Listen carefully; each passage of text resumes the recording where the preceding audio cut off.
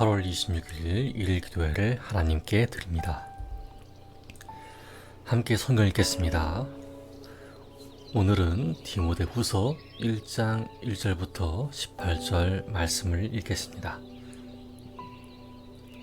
함께 화면을 보며 성경을 읽겠습니다. 하나님의 뜻으로 말미암아 그리스도 예수 안에 있는 생명의 약속대로 그리스도 예수의 사도된 바울은 사랑하는 아들 디모데에게 편지하노니 하나님 아버지와 그리스도 예수 우리 주께로부터 은혜와 긍휼과 평강이 내게 있을지어다.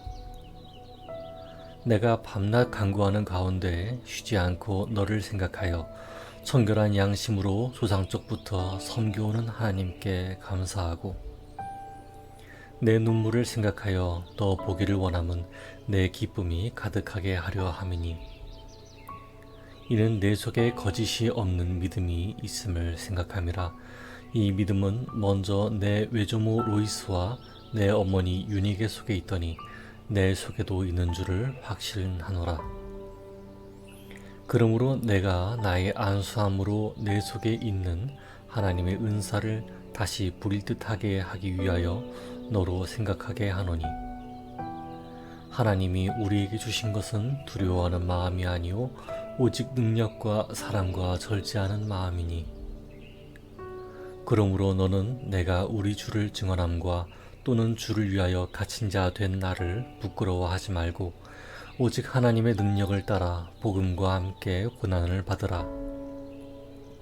하나님이 우리를 구원하사 거룩하신 소명으로 부르심은 우리의 행위대로 하심이 아니요 오직 자기의 뜻과 영원 전부터 그리스도 예수 안에서 우리에게 주신 은혜대로 하심이라. 이제는 우리 구주 그리스도 예수의 나타나심으로 말미암아 나타났으니 그는 사망을 패하시고 복음으로써 생명과 썩지 아니할 것을 드러내신지라. 내가 이 복음을 위하여 선포자와 사도와 교사로 세우심을 입었노라. 이로 말미암아 내가 또 이 고난을 받되 부끄러워하지 아니함은 내가 믿는 자를 내가 알고 또한 내가 의탁한 것을 그날까지 그가 능히 지키실 줄을 확신함이라. 너는 그리스도 예수 안에 있는 믿음과 사랑으로서 내게 들은 바 바른 말을 본받아 지키고 우리 안에 거하시는 성령으로 말미암아 내게 부탁한 아름다운 것을 지키라. 아시아에 있는 모든 사람이 나를 버린 이 일을 내가 아나니 그 중에는 부겔로와 허모게네도 있느니라. 원하건대 주께서 오네시포로의 집에 긍휼을 베푸시옵소서. 그가 나를 자주 격려해 주고 내가 사슬에 매인 것을 부끄러워하지 아니하고 로마에 있을 때 나를 부지런히 찾아와 만났음이라. 원하건대 주께서 그로 하여금 그날의 주의 긍휼을 입게 하여 주옵소서. 또 그가 에베소에서 많이 봉사한 것을 내가 잘 아느니라. 아멘. 오늘 우리의 예배와 기도를 받으시는 하나님을 뵙습니다. 말씀을 나눌 때 하나님의 임재가 우리 가운데 있기를 바랍니다. 오늘은 고난당하는 나를 부끄러워 마세요 라는 제목으로 말씀을 전하겠습니다. 이 세상에는 고난이 있습니다. 누구에게나 고난이 있을 수 있죠. 과거 우리나라의 선조들은 자신에게 힘든 일이 생기면 하늘이 노하셨다고 생각하는 것이 일반적이었습니다. 기독교가 시작된 이스라엘은 어떨까요? 여기도 마찬가지였습니다. 하나님을 믿는 신앙은 고난이 닥쳐올 때면 하나님께서 진노하셨다는 생각을 먼저 하게 되었죠. 하지만 모든 고난이 하나님이 진노하셔서 생긴 것일까요? 성경은 사람에게 일어나는 모든 고난을 하나님의 진노에 맞출 수 없다고 이야기합니다. 선지자들의 고난, 의로운 사람의 고난, 어린 아이의 고난, 착한 사람의 고난 등을 예로 들면서 말이죠. 기독교인의 고난은 예수님께서 미리 예견하신 것과 같았습니다. 마태복음에서는 다음과 같이 말하고 있죠. 보라, 내가 너희를 보냄이 양을 이리 가운데로 보냄과 같도다. 그러므로 너희는 뱀같이 지혜롭고 비둘기같이 순결하라. 아멘. 하지만 그 시대에 성행했던 그리스 신앙과 사람의 관점에서 본 기독교는 바울이 제우스 신을 진노하게 해서 합당한 벌을 받고 있다는 생각이 일반적이었습니다. 그도 그럴 것이 디모데 후서가 기록된 때는 고난의 절정과 같았습니다. 역사적으로 유명한 로마 황제 네로의 기독교 대박해가 로마 중심으로 시행되다가 점차 로마 제국 전역에서 산발적으로 시행되고 있었던 때였죠. 사도 바울이 이때 로마에 투옥되어 곧 순교를 당할 위기에 처해 있었어요. 교회 밖에서 닥쳐오는 로마 제국의 핍박은 교회 내부에 많은 이탈자들을 발생시켰고요. 이들 가운데에는 핍박으로 인한 고난을 참지 못하여 할 수 없이 배교한 자들도 있었습니다. 하지만 보다 적극적으로 세상의 악한 세력에 편승하여 고의적으로 기독교의 진리를 해치며 사람들이 미혹하는 이단들도 많았어요. 사람들은 사도 바울이 감옥에 갇혀 더 이상 희망을 가질 수 없는 사람이 되었다고 생각했을 거예요. 하지만 사도 바울은 그런 상황에 굴복할 수 없었어요. 자신의 의지 때문이 아닌 하나님의 살아계심 때문이었어요. 1장 1절과 2절을 함께 읽어보겠습니다. 시작. 하나님의 뜻으로 말미암아 그리스도 예수 안에 있는 생명의 약속대로 그리스도 예수의 사도된 바울은 사랑하는 아들 디모데에게 편지하노니 하나님 아버지와 그리스도 예수 우리 주께로부터 은혜와 긍휼과 평강이 내게 있을지어다. 아멘.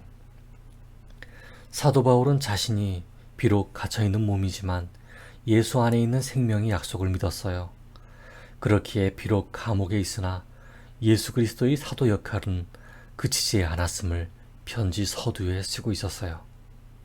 편지를 받는 디모데는 이 편지를 받으며 어떤 기분을 느꼈을까요?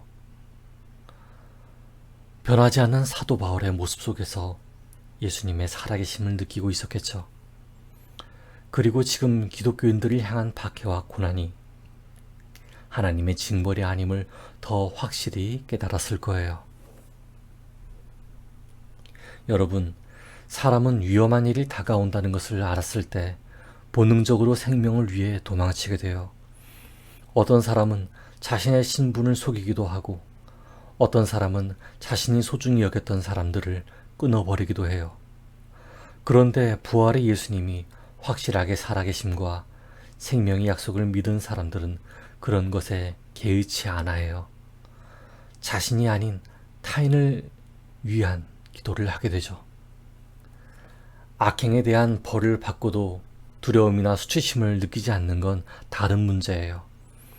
오히려 예수님의 사랑을 전파하며 그렇게 살다가 받는 고난들을 받아들이는 것이죠. 7절과 8절이 그 증거입니다. 함께 읽어볼게요. 시작. 하나님이 우리에게 주신 것은 두려워하는 마음이 아니요 오직 능력과 사랑과 절제하는 마음이니 그러므로 너는 내가 우리 주를 증언함과 또는 주를 위하여 갇힌 자 된 나를 부끄러워하지 말고 오직 하나님의 능력을 따라 복음과 함께 고난을 받으라. 아멘. 사람들은 사도 바울이 감옥에 갇혔다고 해서 부끄러워했어요. 자신의 지도자가 감옥에 있다는 사실을 자랑스러워할 사람이 어디 있을까요? 하지만 사도 바울은 디모데에게 그러한 자신을 부끄러워하지 말아달라고 권면하고 있어요. 도리어 디모데 또한 강한 마음으로 지금 닥쳐오는 고난 앞에 신앙을 잃지 말 것을 말하고 있죠. 사도 바울은 디모데가 신앙의 지도자로서 자기 자신을 확실하게 알기를 원했어요. 9절부터 11절을 읽어볼게요. 시작. 하나님이 우리를 구원하사 거룩하신 소명으로 부르심은 우리의 행위대로 하심이 아니요 오직 자기의 뜻과 영원 전부터 그리스도 예수 안에서 우리에게 주신 은혜대로 하심이라. 이제는 우리 구주 그리스도 예수의 나타나심으로 말미암아 나타났으니 그는 사망을 패하시고 복음으로써 생명과 썩지 아니할 것을 드러내신지라. 내가 이 복음을 위하여 선포자와 사도와 교사로 세우심을 입었노라. 아멘. 우리는 가끔 잊어버려요. 왜 하나님 말씀 전하는 사람이 됐는지, 어떻게 하다가 내가 성도로, 집사로, 권사로, 장로로 부름을 받았는지 잊어버려요. 왜요? 사람의 지능은 한계가 있고 또 우리의 마음을 시험할 것들이 너무나 많기 때문이죠. 하지만 잊었다면 다시 배워서 기억해야 해요. 내가 왜 예수님을 믿는 사람이 되었는지, 왜 복음 전도자가 되었는지 말이에요. 왜 복음 전도자가 되었어요? 예수님께서 부활하셨기 때문에 그 부활이 이 세상의 악한 권세와 악한 욕심과 이기심과 사망을 두려워할 것으로 여기지 않게 해요. 우리에게 있어 예수님만이 하나님이 이 세상을 지극히 사랑하신 증거가 되기 때문이죠. 누가 물어본다면 자신 안에 이런 대답이 있기를 원해요. 너 왜 예수님 전하냐? 하면 내가 부활하신 예수님을 믿고 마지막 날에 이 땅의 악한 권세가 하나님 앞에 무릎 꿇을 줄을 알기 때문이다. 이 대답을 하고 우리는 어떻게 살아야 할까요? 13절과 14절을 함께 읽어보겠습니다. 시작. 너는 그리스도 예수 안에 있는 믿음과 사랑으로서 내게 들은 바 바른 말을 본받아 지키고 우리 안에 거하시는 성령으로 말미암아 내게 부탁한 아름다운 것을 지키라. 아멘. 사도 바울은 우리의 믿음을 사랑으로서 드러내고 죽음의 순간까지 예수님께서 함께 계시는 것을 믿으라고 이야기를 해요. 그것이 성령으로 말미암아 우리 믿는 사람들에게 부탁한 아름다운 것이니까요. 여러분, 우리의 삶에 고난이 있어요. 하나님 말씀대로 살며 사랑을 실천하고 권면하고 품어주며 이겨내는 삶에 고난이 있어요. 하지만 절망이 있을 때마다 자신을 돌이켜보고 내가 왜 이 길을 가고 있는지 되새겨보는 기회가 되길 원해요. 고난이 왔다고 해서 이게 무슨 형벌인가, 마른 하늘의 날벼락인가 먼저 생각하지 말고요. 자신이 이 세상에 살고 있는 목적이 무엇인지를 되짚어 보면서 믿음의 길을 걸어가는 저와 여러분 되기를 원합니다. 함께 기도하겠습니다. 하나님 감사합니다. 오늘 디모데후서 말씀을 통해 저희에게 은혜를 베풀어 주셨습니다. 하나님, 우리는 이 세상을 살아갈 때 우리가 왜 예수님을 믿는지 기억을 하지 못할 때가 많습니다. 오늘 있는 고난 때문에 우리 죄를 먼저 생각하게 됩니다. 만일 우리의 죄 때문에 고난을 당하는 것이라면 우리의 죄를 용서하여 주시옵소서. 하지만 우리가 고난 당하는 것을 죄의 결과라고만 생각하지 않기를 원합니다. 반드시 좋은 일만 있어야지 된다고 생각하지 않기를 원합니다. 다만 자신이 무엇으로 예수님을 믿고 있는지 알게 되기를 원합니다.